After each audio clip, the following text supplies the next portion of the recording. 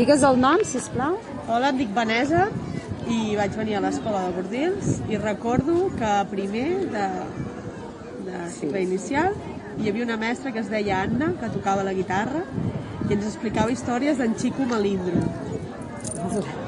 És el que recordo més I alguna guai. cançó? Les cançons sí que no me'n recordo. Ja és fàcil. No, és fàcil. Però recordo la mestra que era molt, molt, molt maca. Molt bé.